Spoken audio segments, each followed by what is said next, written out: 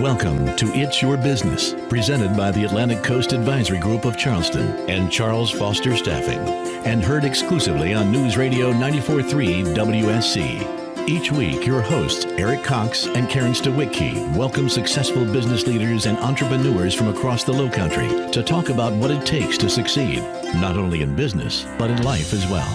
And now, your hosts, Eric Cox and Karen Stawicki. And a great Saturday morning to you, Lowcountry. Welcome to another edition of It's Your Business, presented by Atlantic Coast Advisory Group of Charleston and Charles Foster Staffing.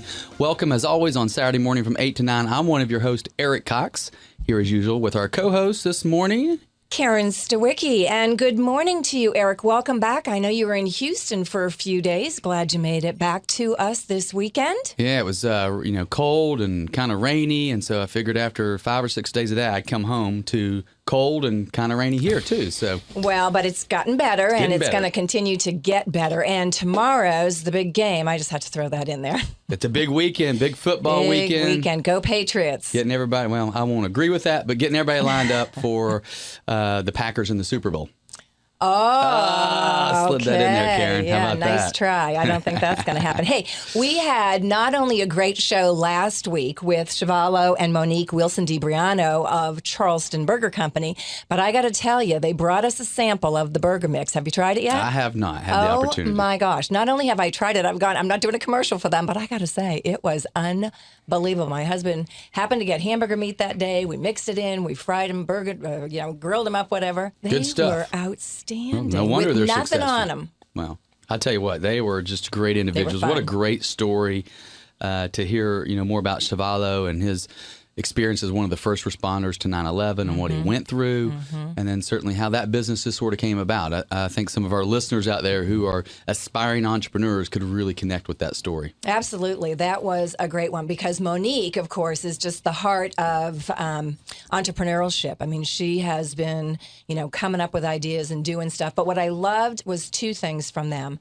besides the burger mix, was that he said it's got to come from the heart. It cannot be about making money. So love that. I also love that they have been approached by many, many people about how to bring something to market. And they have a website, retailreadybootcamp.com, that takes people through step by step. And so many of the business owners that we've had on the show, Eric, do that. They give back. They've got websites and they've got, opportunities where they're helping other people figure it out. Speaking of having the chance to help other people, I'd like to take a moment and talk a little bit about our co-sponsor, which is Charles Foster Staffing, and certainly Dottie Karst, who is over there at Charles Foster, and what a great story she has, who will be on the show coming up here in a couple of weeks. But certainly, we appreciate their support with this show and the service that they provide in terms of staffing, both in the clerical and professional. It was one of the misunderstandings I had when we first taught. I think it was just clerical, but they deal in the professional environment. So if you're in need of an engineer, for example, for a project, Charles Foster Staffing, you can reach Dottie over there at 572-8100 or their website, which is charlesfoster.jobs. Awesome. Yeah, absolutely. And Dottie does have a great story. She will be on in a couple of weeks. I so enjoyed hearing from her and how she showed up in Charleston and actually met Mr. Foster. It's a neat story. It is a neat story. So we'll hear about that in a couple of weeks. Speaking of neat stories, we have another great show in store for you today. Here in the studio this morning, we have Mr. David Seay, who's the broker in charge and owner of Seay Development. So David, first of all, welcome to the show this morning. Thanks so much for having me. I'm ecstatic to be here. It's exciting. Well, we're glad to have you here on a great Saturday morning. So we'll look forward to diving into that conversation certainly when we get back from break. But before we go to break, one of our quick announcements coming up. Actually, on February 12th will be this year's first Power Breakfast series that's sponsored by the by the Regional Business Journal and Charleston Southern University. And this one is the kickoff, as they do every year, called the Metro Forecast, where we have our local mayors are going to be there. So we have Mayor Riley, Mayor Sumney, Mayor Collins, and Mayor Linda Page from Mount Pleasant. And certainly be a great opportunity there on, again, Thursday, February 12th. That's at 7:30 and the Charleston Plaza Hotel there on Gower Drive. So you get a chance, get up early, get you a good breakfast. But what a great opportunity to kind of hear about what's, from the leader's perspective, going on in Charleston in 2015. Have you heard Mayor Page speak? I have indeed. She rocks. They all rock. I'll tell you what, we have a great group of leaders, in my opinion. I heard Mayor Sumney and certainly Mayor Riley on a couple occasions at the prayer breakfast that they've done, and they are just, love the fact that certainly great visionaries, but they do it with great passion, but also with their faith. Awesome. Well, we are going to come back to hear a great story in just a moment after this break. Thanks for tuning in this morning. You're listening to It's Your Business, presented by Atlantic Coast Advisory Group of Charleston and Charles Foster Staffing. Go get yourself a cup of coffee and come right back. Failure is the condiment that gives success its flavor. Truman Capote. You're listening to It's Your Business, presented by the Atlantic Coast Advisory Group of Charleston and Charles Foster Staffing. And welcome back, Low Country, to It's Your Business, presented by Atlantic Coast Advisory Group and Charles Foster Staffing. Again, this morning, our guest here in the studio is Mr. David Seay, broker in charge and owner of Seay Development. And as we said before the break, first of all, David, thanks for taking time on a Saturday morning to come in and join us. No, thank you for having me. I really appreciate being here. Well, we know it's going to be a great story. And, Eric, we've been kind of keeping track. I don't know what the numbers exactly are, but we do like to give credit where credit is due. And we have a local boy here. So, David, we love to start the show off talking about where you were born, what it was like being a kid. Just sort of take that trip down memory lane for us, would you? Sure. I was actually born in North Charleston on Potomac Street, right close to Danny Jones Complex. And Park Circle is having a nice reemergence over the last couple of years, but it was a really neat situation. I was born and lived right across the street from my grandparents. And behind my grandparents, my cousins lived. So you could go 3 streets and we'd all be together. My mom and dad, Roy and Martha Seay, lived there, and we just had such a great time. And I lived there, went downtown to First Baptist Church School, lived there until the 4th grade. And that's when the Navy base first closed. And my parents felt like it was a good opportunity to move to Mount Pleasant. My dad had an opportunity to start an office over here. He's been a financial advisor his whole career, recently retired. And we moved to Mount Pleasant, went to all the public schools, got to go to James B. Edwards. What a great public school that was. I had great memories there.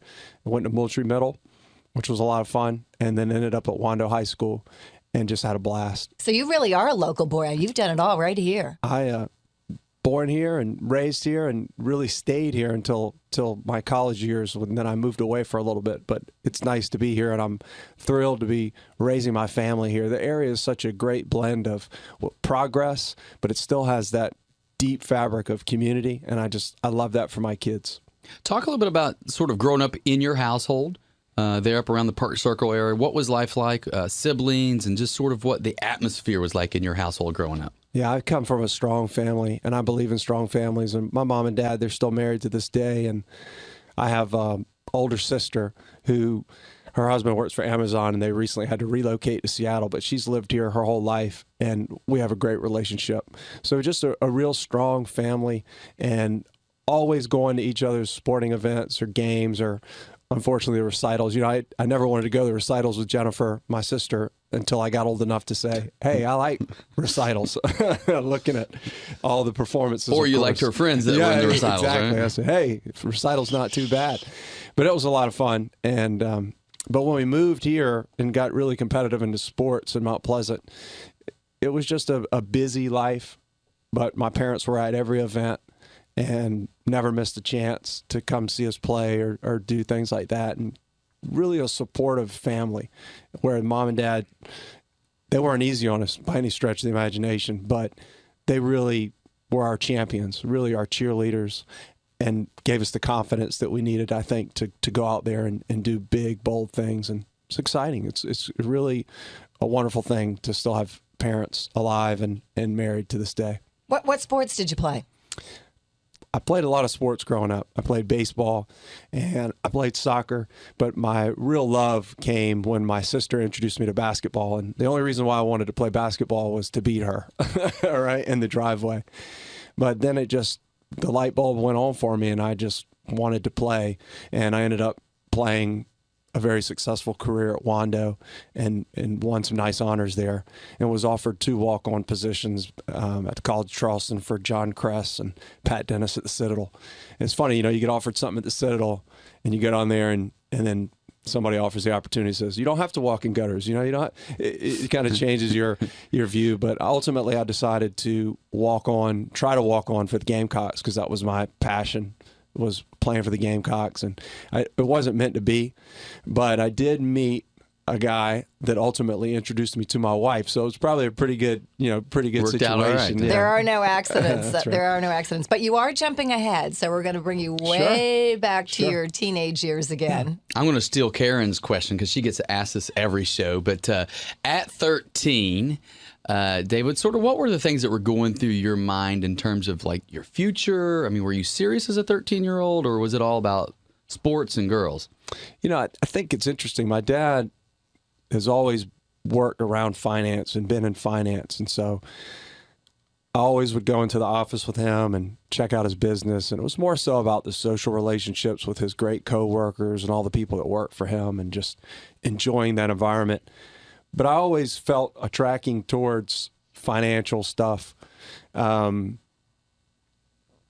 I can't say I knew exactly what I wanted to do. But there was always this holy grail opportunity that I'm going to build this great book of business, and then when you get to the age that it makes sense, here you go, and we'll team up together. And ultimately that did happen. I'll tell you about that in a little bit. Ultimately that did happen at some point in time. But that really, at 13, I was focusing on just trying to have a lot of friends. I really took a lot of pride in having good relationships with friends and playing sports and knowing all my neighbors and running around the neighborhood. And I grew up in Walkendale and Mount Pleasant, such a great neighborhood. I could ride my bike to James B. Edwards when we lived there. That was cool. And then take the bus to Moultrie. And so a lot of cool opportunities there. Was there any work opportunities for you when you were going to school? Did you have a paper route or work at the local? I worked in high school at Classic Golf, which I don't know what it's called now, but it's on right off Ben Sawyer Boulevard. So it's a little mini golf place. Mm-hmm. And I always worked as a lifeguard in the summers. And ultimately I helped coach some basketball camps for John Kress, which was a great experience for me, just going downtown every day and supervising those camps. I grew up going to his camps, so he offered me the chance to come down and help out there. So always worked and cut grass all the time. That was really my bread and butter. And what was life like as a student at Wando? Obviously, Wando has, since then even gotten bigger and broader and bolder. But tell us a little bit about your experience there. I loved Wando. I had a great circle of friends. We just had my 20-year high school reunion. I mean, it was so good to see people. But it's like I said at the beginning, a strong community and just such great relationships. And being into sports, it's cool, It's a very competitive sports school and plays at some of the highest levels. So there's a little bit of that varsity mentality on campus that, hey, these guys are football players or these guys are basketball players. And it was kind of that Friday Night Lights high school experience. It really was. And the teachers really cared. I will tell you that they really invested the time and the effort and energy. And everybody has memories of what they remember about their teachers, but for the most part, everybody wanted to see you be successful and pushing the standards, really. That's awesome. Well, and that's one of the questions I like to ask. And it sounds like your mom and dad had a tremendous amount of influence on you, and clearly your sister, because she got you on the basketball court. But outside of those three people in your family, were there any teachers or coaches that you can look back on right now and maybe say, they pointed me in a direction I might not have otherwise have gone? Yeah, I think Coach Terry Lee was my head basketball coach at Wando, and one thing I learned from him was that I was coachable, and I was not the best basketball player on the court. And he had an assistant coach named Otto German, who Otto is, most people, I don't know if you know this, but yeah, Otto's had his jersey retired down at the College Charleston. He was a baller. He was a baller back in the day.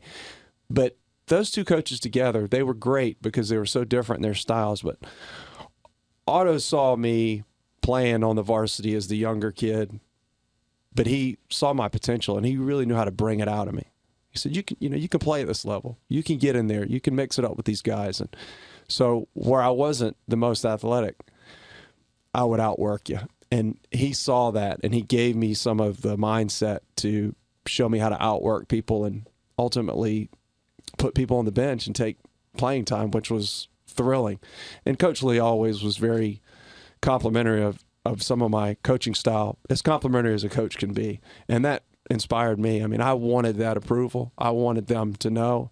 And I lived in the weight room off season, on season. That's actually how I really spent a lot of my time in baseball, is because baseball coach saw me working out off season so much, because the off season, that was my time. That's when my game would just completely change. And that's why I love strategic planning sessions today in my business, is because if we don't spend the time to invest in ourselves, you can't grow. And Absolutely. I love the concept of growth. Well, in case you're wondering whose voice that is, that story about growing up, it's David Seay, who's a born and bred Charlestonian and currently is a broker in charge and owner of Seay Development here in Charleston.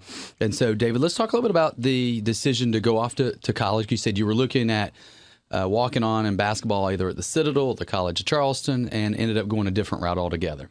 Yeah, I went to the University of South Carolina. My dad went there. My mother's from Columbia. My sister graduated from the university. And I just wanted to do it. I mean, I loved the Gamecocks, but at the same time, I went to visit my sister, who was still in school when I was starting to look at universities. And I just loved that opportunity. And I loved the sorority life and the fraternity life, and ultimately joined a fraternity up there. And found such great opportunities for social development, but also for leadership development. And I became Alpha Tau Omega up there. My dad was an Alpha Tau Omega. And the only reason why I didn't want to become an Alpha Tau Omega was that I was a legacy. I would have been a legacy, you know. And I didn't want to be a legacy because Want to create I your wanted own. to do my own thing, wanted to hoe my own road. But at the end of the day, it was the right fit for me. And I'm so grateful I did it, because so much happened while I was in that role. That's when fraternity houses were being built, raising money for all that good stuff. I was a part of all that. And I learned so much about myself. But the social development and the interpersonal skill development from fraternity life really has always come back to help me. David, I love that you talk about the fraternity. You know, our daughter was part of a sorority when she went off to college. I said, try all things. And it turned out to be, for 7 years, a significant part of her growth and development and who she is today. And I love that. If you could go back and talk to your 21-year-old self today, now that would have been probably most of the way through, if not through college, would you tell yourself to have done something differently or to go down that path? I would have definitely still gone down that path, but I think the way that I run my life now, because I think you have to have a plan for your life, I wish I could take some of the things I do on a daily basis now and tell that 21-year-old that. Because, like what? Well, I just start my day with intention. And even what you were saying about the fraternity life, sorority life, what do we want for our children, or at least my vision? We all say we want to be successful, X, Y, Z, but we really want to be well-rounded people that are well-balanced and can click on all cylinders. And I love that concept of clicking on all cylinders. And that's something I'm not a coach or anything like that, but I've even built a presentation around that concept, because that ability to be well-rounded and to face your day with intention and say, what are my goals? What am I here for? Where's my personal clarity? It helps me start my day with my head on straight. And then I feel like that everybody in my life that I come in contact with, they get my best. And that's all I want to give. You know, when the races run, I want people to say, hey, he gave his best. And that's all I could ask for. So I'd love to go back to that 21-year-old and say, hey, you know, let's go down to the Russell House and let me grab you by the ear for a minute and let me just give you some life skills of what it should be. And you're going to be a lot further on down the road, and you're going to be more fulfilled. And I think it would have helped me in my first couple of jobs for sure. But I had to learn some things, the hard way. Reflection is great. Yeah. Well, in case you're just joining us, you're listening to It's Your Business, presented by Atlantic Coast Advisory Group and Charles Foster. And as we do every Saturday morning from 8 to 9, we bring on great entrepreneurs here in the Low Country to tell their story. And this morning, we have Mr. David Seay, who's the broker in charge with Seay Development. And so, David, here you are going off to USC. Sounds like a great experience. As you end your time in I guess I would call it undergraduate, thinking about the future, thinking about professions or grad school, sort of walk our audience through your mindset at that time. Sure. Well, I've always been a planner. And so it was actually a joke in my circle of friends that if I couldn't go out or I wouldn't go out for a night, they're like, what are you going to do? Stay home, work on your resume? And it was like the big joke until they selected my resume, mind you, as the example in the career center on the campus. And I looked at my friends and said, see, there you go. But at the same time, they had a great opportunity to connect us with employers and have interviews. So I was interviewing, trying to figure out what I was supposed to do. My dad was still saying at some point in time, you can come back into the family business per se, if as family as it could have been. But I was just trying to sharpen the saw and get good interviews. But personally, I was falling in love with my wife, thankfully now, and I hadn't locked up a job yet. And she's a dentist, and she wanted to become a dentist, so she was applying to dental schools, and so she was accepted to New York University. And I remember the day that she found out that she got into NYU, and I said, New York City, huh? And it wasn't on my radar. It wasn't something that I was thinking about doing. But I chased her up to New York because I knew I'd quickly destroy that relationship on the telephone. And it was a blast. My first job, where I feel like I started to become a real man, is in New York City. You know, kind of went up there with the Frank Sinatra attitude. If you can make it there, you can make it anywhere. And picked up my first job with Xerox Corporation because my dad told me to really look for companies like IBM or Xerox for the corporate training, and it was meant to be. I mean, I had some back surgery when I was just graduating from college and spent 3 months recovering, and only thing I had going up to New York City was one interview with Xerox, and thankfully it was just meant to be. I got the offer, and the rest kind of progressed from there. So here you are, a Charleston boy going to New York City. Were your eyes as big as 50-cent pieces? They were. And I have to tell you, there's something that I call the Southern Wall up in New York City. It's 6 months in a day, right? You won't like Manhattan or New York City, and sometimes you won't like a big city for about 6 months in a day, especially if you're born and bred and you're used to people holding doors and, hey, y'all, come on over for some chitlins and let's have some, grits and all that good stuff. But I remember the first New Year's Eve, a bunch of my friends came up. I think I had like 24 people sleeping in a teeny tiny apartment. But when they left, I wanted to go back with them because I hadn't been up there all that long. But something happened. 6 months into day, I saw every opportunity that a major city like New York had to offer. And my world just started to open up, and I started to really accept the opportunities. I started to go with them. I started to really try to drive to be the best I could in my career.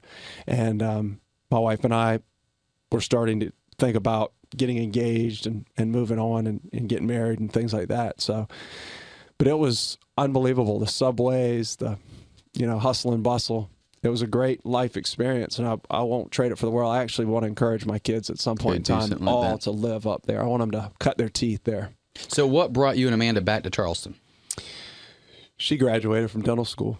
And one quick point about the Southern Wall, just because I have to share it with you. My first sales call was out in the Bronx, and I showed up and threw out a y'all looking to buy some copiers. And it was, I don't even know what the reaction was, but I quickly adopted you guys. So I've been saying you guys because of that incident. But, you adapt and you have to change in a big city, and it really did strike me that know your audience, right? So it was a good life lesson in knowing your audience. But my wife was, after she finished up, we knew that she was looking for opportunities. And we just, the real opportunity that brought us back to Charleston was my dad saying, come in to work with me. He's a financial advisor at UBS, Payne Weber at the time. He wanted me to come in and take over the book and go through that whole thing. And I think that's really where my whole life changed, because I had always thought about this opportunity, and it was there. It was finally there.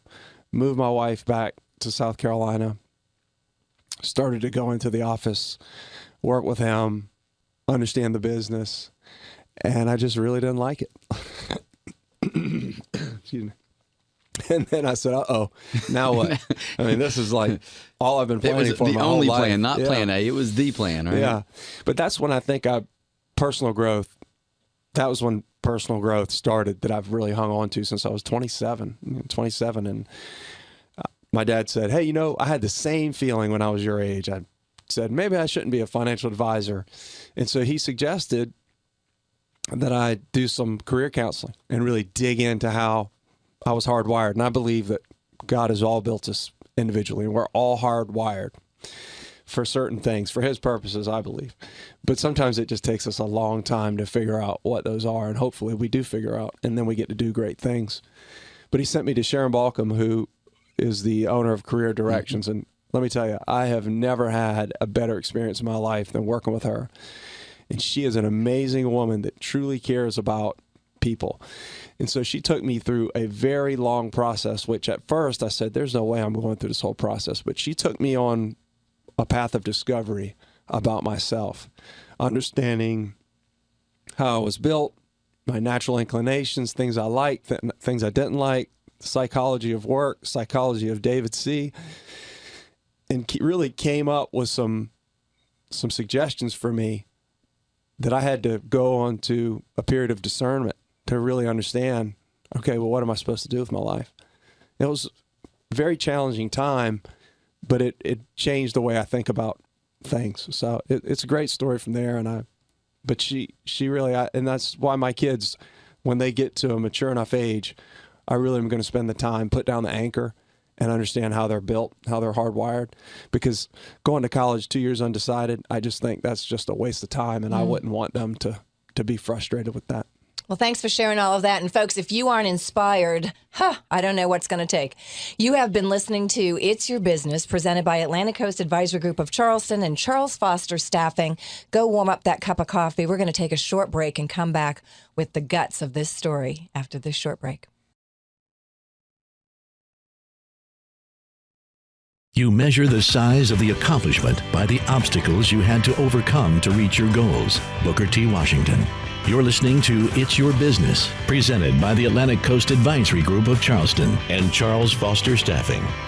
And welcome back, Charleston. Thanks for spending Saturday morning with us here. It's Your Business, presented by Atlantic Coast Advisory Group of Charleston and Charles Foster Staffing. We're talking this morning with David Seay, the owner of Seay Development. We've had just a great first half talking about the fact that he's a local boy, that he went up and cut his teeth first out of college in New York City, and now we're bringing him back. He joined his dad's practice, a financial advisor for his whole life, and didn't like it. His dad knew enough to see in his son's eyes that there was something more. And David, go back into to what you were talking about there, that you went and did this career development and realized that there was something else out there. Yeah, I spent some time really digging into what I was programmed to do, what God had built me to do. And it sent me on a path of apprentice where the goal was not to jump again and not be in the right place at the right time with the right thing and put down the anchor and build a career and a future. But I did have to go. At the time, I thought I wanted to own restaurants. So I jumped in with an amazing guy who's another local story. Dana, who started Just Fresh. He actually started Terra Chips. Most people, if you've ever eaten a Terra Chip, he's the creator of the Terra Chips when he was in the Culinary Institute of America. But he had opened up a franchise, Dana Sinkler. I drew a blank there for a minute. He was so good to me, let me come in and said, if you work in this apprenticeship and understand how to run these businesses, then you can have the opportunity to buy a couple. And so I had my eyes on Columbia. My wife was being somewhat courted by a dentist up there for a partnership, who's turned out to be a tremendous friend, Tom Traitner in Columbia. He is a guy that just gives, and he's really mentored my wife over the years, and she's just grown to become one of the top dentists in the country. I mean, I couldn't be more proud, but it's because she had a good mentor, So we were going to move up there, and they wanted me to buy a dog. Wasn't doing all that well financially, but I'd get the rights to the exploding area of Spring Valley and Irmo, so it was very attractive to me. So we were teeing up to do it, and then my wife got pregnant with our first child, and then you kind of said, wait a minute, what's this all about? She was in a current associateship that just wasn't working out. She just wasn't happy. And me, just have gone through that experience, knowing what it's like to not be happy, I told her, I said, quit. We don't have kids. We just found out we're pregnant. We got 5 years before our kids understands we're failures. You know? So we both were unemployed. And we went out one day after church, went out to Park West, which was the boonies back then, the boondocks. We go out there and there's this vacant piece of real estate. The shell was built and, you know, the door was open. And we walked in there and said, wow, this would be cool for a dental practice. Then we left there, we went to Town Center, get a cup of coffee at the Barnes & Noble Starbucks. I ran into one of my good buddies who I grew up with, went to high school with, Michael Woody. And he was the leasing agent for the space. Said, sorry, we got it under contract for a dentist. I said, oh, man. You know, it's kind of in your heart. You're like, I didn't want it anyway because too much risk, all the things. And then he called me up like 2 days later and says, hey, you won't believe it. That contract fell through and it's available. And so it was all downhill. I said, I'm scratching to do all these business things. I have all this built up. I want to own my own business. I want to be an entrepreneur. My wife said, I don't know the first thing about business, but I can do some dentistry. You know, it was one of those things. And we changed everything. And with the child on the way, we opened a practice from scratch. And I said, sweetheart, if you do all the teeth, I'll do all the business and the numbers. And she had her first child, Emma, and 6 weeks later saw her first patient in that practice. That I had left my job, took out some loans from my dad. I mean, think about that. I go through that whole experience with my dad. Then he still wants to support me, still wants to loan me some money. We go in there, start the practice. I painted the whole thing. The only sucker I could get to show up to help me paint it was my father. I mean, you know, finish it out. I was scheduling appointments on my cell phone, you know, writing on a piece of paper, painting, the whole thing. It was great. And we just had our 10-year anniversary of being in business up there. And we've just tried to take patient care and increase the standard of excellence. And we have just tremendous patients out there. So I ran it day to day for 3 years. And then that's when I set my sights on real estate. Once we have such a fantastic team. When I tell you people that come to work committed every day, it's such a great team that I knew I could start to set my eyes back on the investment bug that was hitting me, but this time I knew I needed to deal with tangible assets, which is how I got into real estate. So, Dave, what an amazing story, and so many things had to fall in place. For example, the original leaseor of that property fell through, and when you look back and you think about that time, you all took risk at an inconvenient time, having a baby on the way, neither one of you had a job. For those that are listening that could really relate to that moment in their life right now, what advice would you give them? You have to prepare yourself. If you have a dream, you constantly prepare yourself. That's why I believe in personal growth and personal development, because when that opportunity comes across the radar, if you have worked on yourself and everybody says they have passion, but if you've fine-tuned your passion into what you think you're supposed to do, that door is going to open up. That opportunity, it may come when you least expect it, sometimes when you don't even want it. But if you've done all the planning and you know what you're supposed to be doing and you've taken the time to invest in what is the best use of my life, that opportunity is going to present itself and it will be go time. That's great. Well, and it looks like everything did sort of fall into place, and you still had to, as you say, step in and choose. When you and your wife started this dental practice and this business, this is a mom and pop business, were there outside advisors or people that you look to and turn to for either how to run a dental practice or run a business? Well, we did business planning 101. We wrote a business plan. I teach a class down at WSC for dental residents, and they are so sick of hearing me talking about business plan. But when you've never run a business, you need to write a business plan. You may never use that business plan, even though I definitely revisit mine annually because I think it's foolish not to keep measuring things. I mean, that's business 101 too. Pull out your business plan on an annual basis. It may become more condensed and more flexible, but you have to have a plan. And we took that business plan and asked people to shoot holes in it.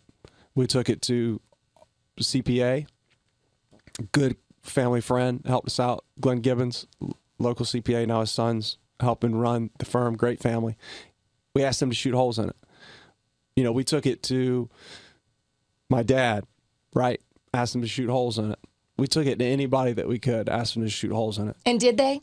They did. You have to really force people for constructive feedback. Here's the thing. If I come ask you for constructive feedback, you don't help me grow unless you give it to me. Don't pat me on the back and say, you're going to be awesome, buddy, because I might come back to you and borrow money later if it doesn't work. No, I really need you to be honest with me, and I think that feedback is the breakfast of champions, and I want that. And that's what we received. And then once we had it all polished up, then we said, well, let's go see if we can fool this banker into giving us some money. So we did, and we still bank with WSC today because they took a risk on us and really listened to us, and they just helped us finish up our renovation. And, we try to honor those relationships that honor us and believed in us. Loyalty is important. And in case you're wondering, again, who you're listening to this morning, it's Mr. David Seay, who's broker in charge at Seay Development, as well as, I guess you would say, part owner in the dentistry practice, which is Park West Dentistry, with your wife, Amanda. And so when you finally had the dentistry practice up and running, decided, all right, I'm going to now dive back into a passion that I have, you didn't just go out and start your own real estate group. You started out as a commercial real estate agent within a group and then grew from there. So let's talk a little bit about the experience of how you dove in, how you got started, and ultimately how that led to Seay Development. Sure. Well, I went and get my real estate license, your typical class, which if you want to sell anything and have a real estate license in the state of South Carolina, you have to go through certain prerequisites like you do most things. And it just was unfulfilling to me. I mean, I passed the test after having a Series 7 and 63 and all that good stuff for financial advising. It wasn't a very challenging test, candidly. And it didn't really give me any applicable content of what I wanted to do. I mean, I wanted to work with investments, and I wanted to work with guiding people on serious real estate decisions, no matter what they were trying to do. I mean, I wanted to really understand that. So I understand I had to learn all the laws because we have to protect the public, and that's our call as real estate professionals and realtors. But what I found was I wanted that curriculum, so I just got up and started eating real estate books. I mean, basically, I'd get up early before anybody else, and I'd read them, and I'd study them, and case studies and developer books, because my company's called Seay Development, because I aspire to be a developer and holder of real estate. My first deal would have been an absolute nightmare. It would have ruined me because it's funny now if you know Mount Pleasant. 8 years ago, it was going to be an office development in Carolina Park, which right before I did the deal was going into all types of legal problems. So it was interesting that I was building my business plan, building the pro forma, but it wasn't the right decision. And thankfully I didn't do it. But I still wanted that curriculum that was going to train me like a professional. And I just couldn't find it until one morning on the internet. I found the CCIM designation, which stands for Certified Commercial Investment Member. And when I found that curriculum and I realized I could sign up and take courses that could go into the underwriting of assets and how to build pro formas and how to really understand that was the perfect fit for me. And so I went on. I applied for scholarships. I did anything I could, but it took me a few years, but I finished that designation, and that really helped me. So I was working for Agent Own Realty here in Mount Pleasant. Fantastic company, fantastic leadership. But there wasn't a big commercial presence inside of that group. So that itch was trying to scratch that itch. Now, I do residential real estate as well, and I was doing that fine within there, but I just was trying to sharpen the saw and make sure I understood all the different types of properties. So when I didn't see a lot of commercial volume finding me through the brokerage company, because it really isn't what the company's forte is, which is fine, and they do a fantastic with residential, I decided that I wanted to really go out on my own, because my deals were coming from my sphere. They were coming from my contact circle. They were coming from my relationships, and I was just more motivated to go off and do that and take more of my own split, more of my own cut. Since I was the one that was really generating my own business, I figured I might as well do it. And I've always wanted to have my own firm anyway. So that's when I started Seay Development Real Estate. And, thank you for that, David. We talk about a lot of times working for the guy, right, versus working for yourself. And obviously it was inbred in you from way, way back. Talk about Versus Apparel for just a moment. Where does that fit in? Sure. Well, everything I do has to resonate with my character. And how I'm built. I've tried to do things in the past that maybe they weren't authentic.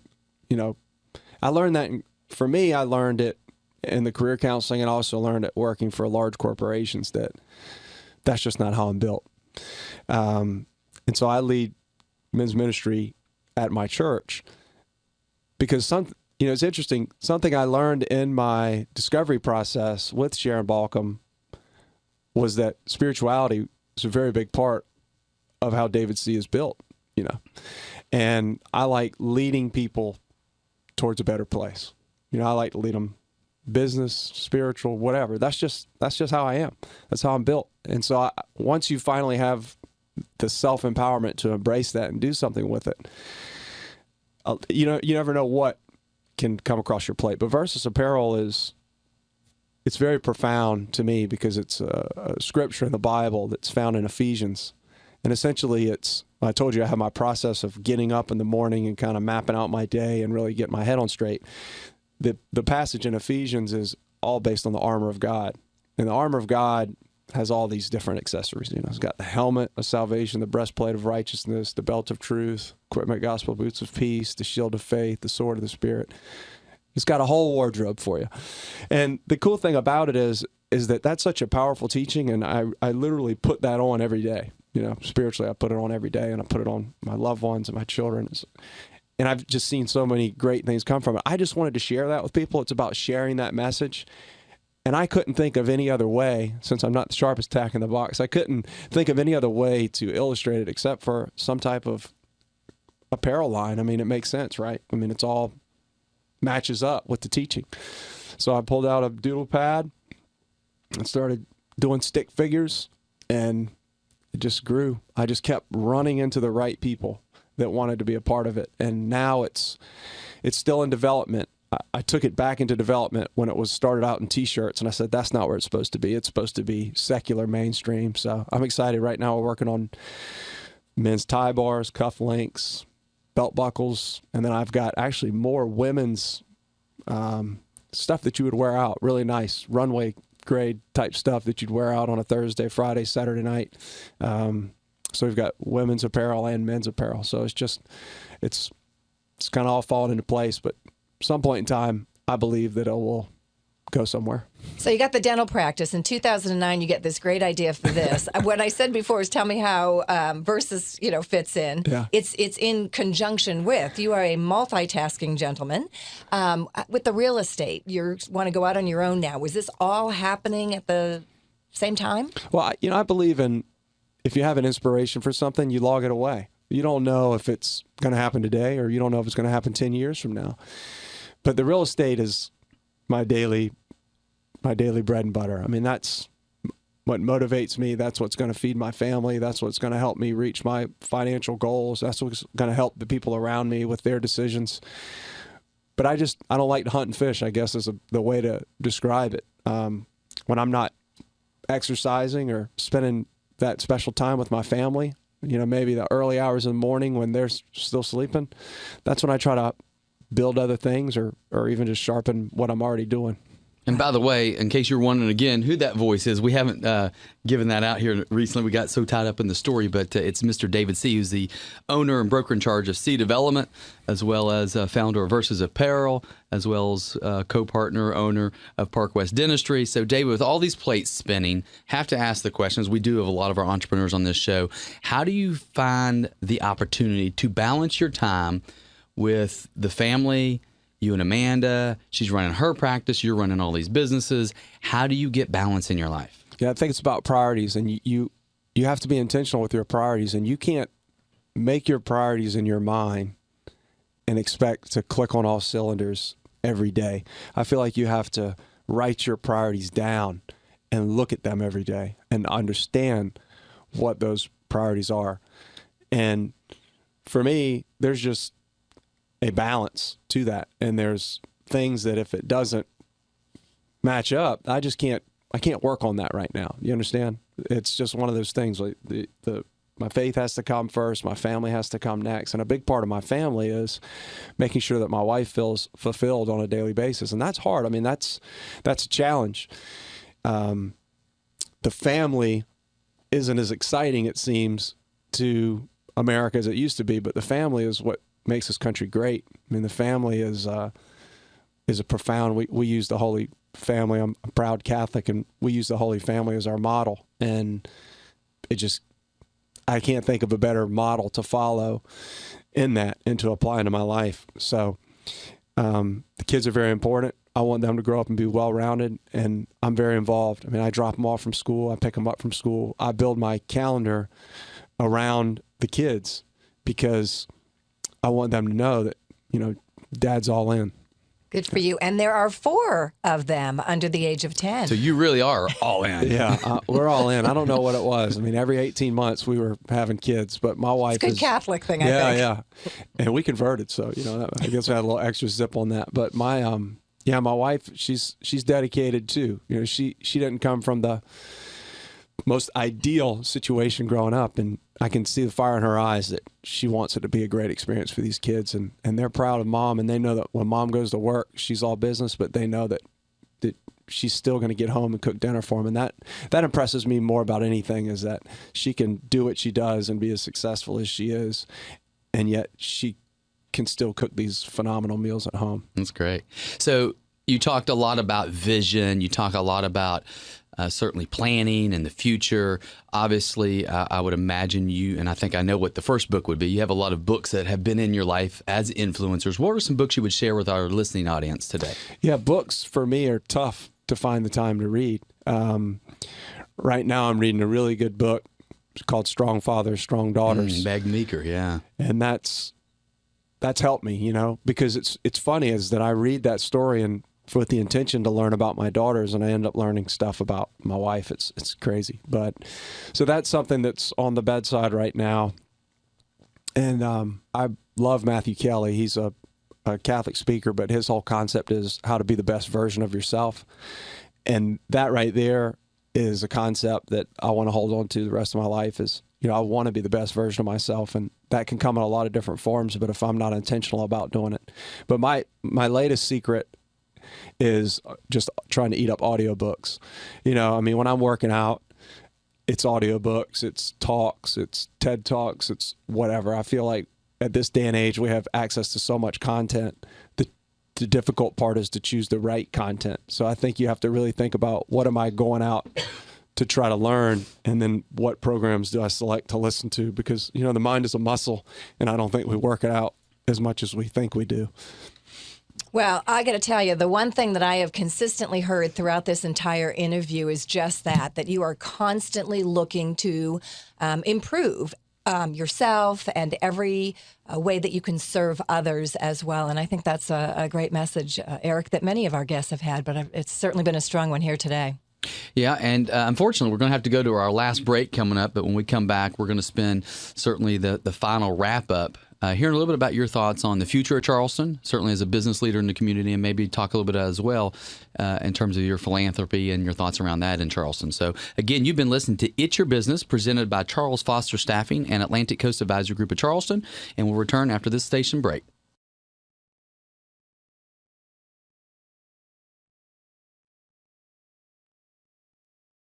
Successful people do what unsuccessful people are not willing to do. Don't wish it were easier. Wish you were better. Jim Rohn. You're listening to It's Your Business, presented by the Atlantic Coast Advisory Group of Charleston and Charles Foster Staffing. And welcome back to our final segment of It's Your Business, presented by Charles Foster Staffing and Atlantic Coast Advisory Group. And this morning, you've been listening to a phenomenal story from Mr. David Seay, broker in charge of Seay Development. And first of all, David, just thanks for taking the time to go as deep as you did and really talk a lot about not so much just your business, but really about your life and philosophies that you live by. Yeah, thank you for having me. And I just want everybody to keep in mind that, the mind is a muscle and we have to work it out. I think we work out our bodies on a daily basis and we want to be fit and talk about that, but my kid, we were joking, we were talking about voluntary and involuntary organs. We were studying that in science, and it just struck me that, the mind is as voluntary as you want it to be. Mm-hmm. So we have to have some intention about how we think, and I think if we focus on personal growth, then you'll be ready for business decisions. I think you'll be ready for starting businesses, changing businesses, selling businesses, whatever you need to do decision-wise. I think if you focus on being the best version of yourself, it all falls into place. Now, right before we went to break, I mentioned the fact of maybe you sharing a little bit of your thoughts and ideas on what you see going on in the Charleston community, both today and maybe over the next couple of years. Yeah, Charleston is phenomenal. It's on fire. I think anybody that ever picks up a paper, both regionally, locally, and nationally, is going to have to agree that the secret is out. The cat's out the bag. It is no longer the little secret of the South. The thing I love about Charleston is it still has the ability to tie community in, bring people into the water areas. The public loves to get to the water. And I just think that the future of it is very bright, from the development of our leaders to really make it an economically viable place for businesses, but also all of the ancillary things that go on with that, lifestyle, food culture, all the different things. The transportation network has been well planned. It's going to start coming into place. I know there's a few rough spots here and there, but hey, that's life, you know. As long as we have a great public-private discussion, you'll always see the right decisions to be made in a community where people generally are happy in this area, which is really great. Well, I can tell you, I, for one, am very happy to be here, coming up on my 2-year anniversary. So that's great. You know, David, one of the things we like to talk about in this last segment is the use of third-party advisors. You know, Eric and I obviously are in an advisory capacity and give people advice on all kinds of things, exit strategies, financials, so forth and so on. And I know you have not only used advisors, but you yourself act in that capacity as well. Why don't you talk about that just a little bit, how important it is, because frankly, we just don't know what we don't know. Well, and that's a great point, and that's exactly what I was going to say. You took the words out of my mouth when you were talking there, is you don't know what you don't know. And you have to measure twice and cut once. And I would rather see people talk to an advisor on any different type of capacity just to get a different viewpoint. Because I can tell you that anytime I've ever been burned or ripped off in business, and trust me, it's happened. As much planning as I do, I still have had opportunities where I've worked with the wrong people or made the wrong decision. And I always wonder, if I would have got one more opinion, or if I would have taken my gut feeling to an advisor at that point and just talked it through, I might have reached a better decision. So I highly recommend always talking to advisors, because you just could be too close to your situation. And if you start making decisions emotionally, that's a recipe for disaster. I'm even going to take that one step further. Been through some experiences here recently, and even if you have a current advisor, don't be afraid to step out of the box and call upon another advisor to look at it, to give you a second opinion. Doesn't mean you have to engage them, hire them, or whatever. But sometimes I think we find, and I'm telling my own clients to do this too, is, you know, when you're working with an advisor and you've been with somebody a long time, that conversation can get stale. People maybe don't necessarily see all the angles of it. And when a new eye gets a chance to look at it, it can bring some amazing things to the table. And again, I'm giving advice to, you know, my clients that are out there as well, who've been with me for a long time. I think that's what continues to allow us to improve as individuals and improve our situation. So I think that's great advice, David. Appreciate you kind of putting that out there today. So with that said, David, we've got 1 minute left. Tell us a little bit about what you do for fun. I love to work out, and I like to help people get fit. It's my new thing. I just want people to try to be the best version of themselves. I'm not trying to be hired as a coach or anything like that, but I have built a really cool presentation that it's called Clicking on All Cylinders, that I think that if somebody wants to be a well-rounded individual, it's great content to click spiritually and professionally and from a health perspective as well. I've just watched my dad overcome cancer with a successful bone marrow transplant. Just watching people go through a life with health problems, and it affects everything. So I thank everybody. How can someone reach you if they're looking for some of that information? Sure. Anybody can reach me directly on my cell at 843-364-6720, or you can email me, David at Seay Development, spelled SEAY development.com, or just visit my site at SEAYdevelopment.com. I have plenty of information about my business, the ability to search MLS. I am passionate about the real estate business. I bring a tremendous work ethic and hustle to the table, and be happy to help anybody in any way I can. Well, you certainly do bring that hustle to the table and have passion for that, everything that we've learned about you today. So thank you so much for being a guest on our show. That's another wrap here for us, Eric. Folks, have a great week. You've been listening to It's Your Business, presented by Atlantic Coast Advisory Group of Charleston and Charles Foster Staffing. Thank you for listening to It's Your Business, presented by the Atlantic Coast Advisory Group of Charleston and Charles Foster Staffing. If you are a successful business leader or entrepreneur and would like to share your success on the program, send Eric Cox an email, eric@acagcharleston.com. Join us next Saturday morning at 8 for It's Your Business, presented by the Atlantic Coast Advisory Group of Charleston, exclusively on News Radio 94.3 WSC.